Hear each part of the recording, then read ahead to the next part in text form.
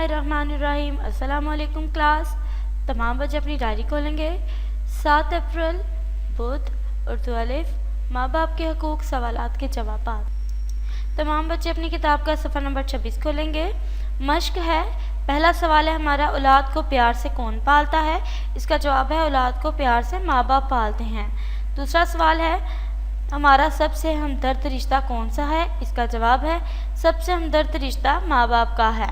सवाल नंबर 3 है, अल्लाह ताला की खुशनुदी किसकी खुशनुदी में है? इसका जवाब है, अल्लाह ताला की खुशनुदी बाप की खुशनुदी में है।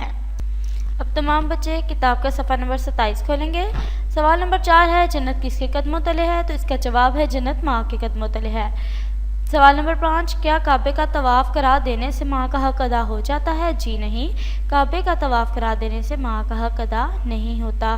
बच्चों, ये तमाम सवालात के जवाबात आपने अपनी किताबों पे लिख लेने हैं। उर्दू बे की हमारी डायरी है, छोटे भाई के नाम ख़त मुकम्मल। अब तमाम बच्चे अपने ग्रामर की किताब का सफ़ा नंबर 53 खोलेंगे। यहाँ से हमारा सबक शुरू होता है। मेरे भाई, अगर ये सिलसिला ऐसे ही जारी रहा तो सालाना इम्तिहान का नतीजा तुम खुद सोच सकते हो। इम्तिहान में सिर्फ 2 माह बाकी हैं। तुम्हें अपनी तवज्जो खेल कूद से हटाकर पढ़ाई की तरफ राग़िब करनी चाहिए ताकि तुम्हारा नतीजा बेहतर आए और वालिदैन भी खुश हों। तुम्हारे असातिज़ा, वालिदैन और घर वाले तुम्हें एक बुलंद मकाम पर देखना चाहते हैं। उम्मीद है कि तुम उनकी तवक्कुआत पर पूरा उतरोगे और आइंदा किसी किस्म की शिकायत का मौका नहीं दोगे। वस्सलाम, तुम्हारा भाई अलिफ बे जीम। बच्चों, यहाँ पे हमारा ख़त जो है छोटे भाई के नाम मुकम्मल हो गया है। इसको आपने अच्छे तरीके से याद करना है, इसकी लिखने की मश्क भी करनी है। ठीक है बच्चों, अल्लाह हाफिज़। बिस्मिल्लाहिर्रहमानिर्रहीम। अस्सलामुअलैकुम क्लास। आज की हमारी मशरत उलूम की डायरी है। बाब नंबर 8, ज़राए इब्लाग पढ़ाई। सवाल नंबर 1 तफसीली। तमाम बच्चे किताब का सफ़ा नंबर 46 खोलेंगे। ज़राए इब्लाग इस दुनिया में कोई भी अकेला नहीं रह सकता। हमारी ख्वाहिश होती है कि दूसरों के साथ अपने ख्यालात, अपनी आरा का तबादला करें। हम अपने अपने तजर्बात पर बातचीत करते हैं। हम पैगामात वसूल करना और भेजना पसंद करते हैं। ये सारा कुछ हम बोलकर या लिख कर करते हैं। ज़राए इब्लाग कुछ सदियाँ कबल लोग सिर्फ चंद एक ज़राए इब्लाग से वाकिफ़ थे। ज़राए इब्लाग वो तरीके हैं जिनसे हम पैगामात भेजते और वसूल करते हैं। इब्लाग और मालूमात के ज़राए किसी मुल्क की माशी, माशरती और सियासी तरक्की में अहम किरदार अदा करते हैं। अखबार, टेलीफोन, रेडियो, कंप्यूटर, रसाला, टेलीविज़न, ख़त, मोबाइल। रेडियो और टेलीविज़न। अब तमाम बच्चे किताब का सफ़ा नंबर 47 खोलेंगे। रेडियो और टेलीविज़न। रेडियो एक कदीम और मकबूल ज़रिया इब्लाग है। ये ज़्यादातर ख़बरें, हालात हाज़रा के प्रोग्राम और मौसीकी सुनने के लिए इस्तेमाल होता है। मौजूदा दौर में रेडियो बहुत तरक्की कर चुका है। अगर आपके पास अच्छा रिसीवर है तो आप अपनी पसंद के प्रोग्राम मुंतखब कर सकते हैं। टेलीविज़न इब्लाग का एक मौसर ज़रिया है। हम इसे तफरीह और तालीमी मकासद के लिए इस्तेमाल करते हैं। हम टेलीविज़न पर मुख्तलिफ प्रोग्राम देख सकते हैं। इंटरनेट इस वक्त तेज़ तरीन और सबसे ज़्यादा मुअस्सर ज़रिया इब्लाग है। ऑप्टिकल फाइबर और वायरलेस टेक्नोलॉजी के आने से पिछले 10 सालों में इंटरनेट ने बहुत मकबूलियत हासिल की है। इंटरनेट पर ईमेल्स के ज़रिए हम मालूमात का फ़ौरी तबादला करते हैं। अब तमाम बच्चे किताब का सफ़ा नंबर 48 खोलें। डाक खाना, पोस्ट ऑफिस। डाक हमेशा से एक बहुत अहम ज़रिया इब्लाग रही है। डाक खानों के ज़रिए हम अपने रिश्तेदारों और दोस्तों को खतूत, पार्सल, मुबारक के कार्ड और पैसे भी भेज सकते हैं। टेलीफोन और फैक्स। टेलीफोन ज़ुबानी इब्लाग का एक और अहम, नहायत आम और तेज़ ज़रिया है। मोबाइल फ़ोन आजकल इससे मिलते जुलते दीगर आलात से ज़्यादा मकबूल हैं। बाज़ार में मोबाइल फ़ोन की बहुत सी इक़साम दस्तयाब हैं। फैक्स ईमेल की मुख्तसर शक्ल है। हम इसका इस्तेमाल टेलीफोन लाइन के ज़रिए मतन या तस्वीर कागज़ पर फ़ौरी तौर पर भेजने के लिए करते हैं। अब तमाम बच्चे किताब का सफ़ा नंबर 49 खोलें। सवाल है, इब्लाग और चंद ज़राए इब्लाग की वजाहत करें। इसका जवाब है, इस दुनिया में कोई भी अकेला नहीं रह सकता।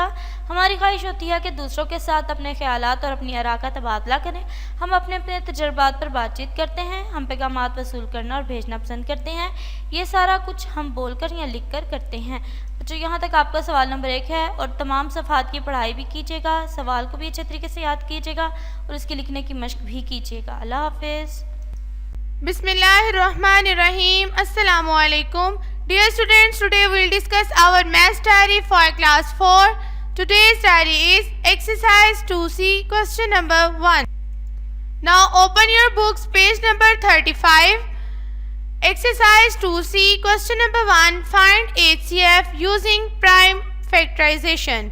Dear students, कल हमने HCF की डेफिनेशन पढ़ी थी, आज हम उसको दोबारा से देखते हैं. HCF is a number which we obtain by multiplying the common factors. इसी तरह हमने कॉमन फैक्टर्स के बारे में भी पढ़ा था. Some of the same factors appearing in all these numbers are called common factors. कल हमने इसका पार्ट 1 और पार्ट 2 किया था. आज हम पार्ट नंबर 3 और पार्ट नंबर 4 करेंगे. तो देखिए पार्ट नंबर 3. पार्ट नंबर 3 में हमारे पास है 22, 32 एंड 60. अब हम इन तीनों का सेपरेट एलसीएम लेंगे और फिर हम उसके कॉमन फैक्टर देखेंगे. तो सबसे पहले 22 का एलसीएम लेते हैं. इसको हमने 2 पे डिवाइड किया. 2 1 दा 2, 2 1 दा 2, 11. 11 सिर्फ अपने टेबल पे डिवाइड होता है, तो 11 1 दा 11. इसी तरह नेक्स्ट है 32. 32 को हमने 2 पे डिवाइड किया. 2 1 दा 2, 1 कैरी. 2 6 दा 12, 2 8 दा 16, 2 4 दा 8, 2 2 दा 4, 2 1 दा 2. 60 का एलसीएम देखें. 2 3 दा 6, 0 वैसे का वैसे आ जाएगा. 2 1 दा 2, 2 5 दा 10, 3 5 दा 15, 5 1 दा 5. इस तरह नेक्स्ट स्टेप में हम तीनों नंबर्स के अलग अलग से प्राइम फैक्टर्स लिखेंगे. प्राइम फैक्टर्स लिखने के बाद हम इनके कॉमन फैक्टर्स लिखेंगे. कॉमन फैक्टर्स हैं इनमें 2, क्योंकि 2 का टेबल ऐसा है जिससे ये तीनों नंबर्स डिवाइड हो रहे हैं. तो ये क्या है? Common factor. इस तरह से हमारे पास कॉमन फैक्टर सिर्फ एक ही है. Therefore, highest common factor is 2.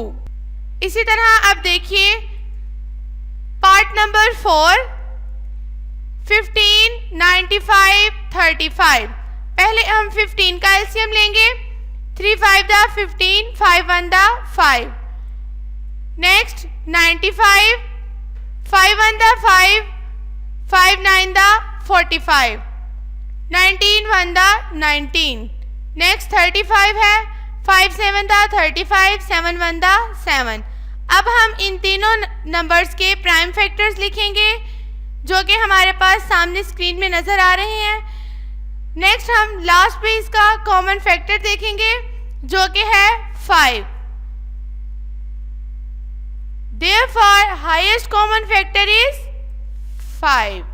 Dear students, ये थी हमारी आज की डायरी. आपने इन दोनों क्वेश्चंस को नीट एंड क्लीन अपनी नोटबुक्स पे सॉल्व करना है और इसकी प्रैक्टिस भी करनी है. अल्लाह हाफिज.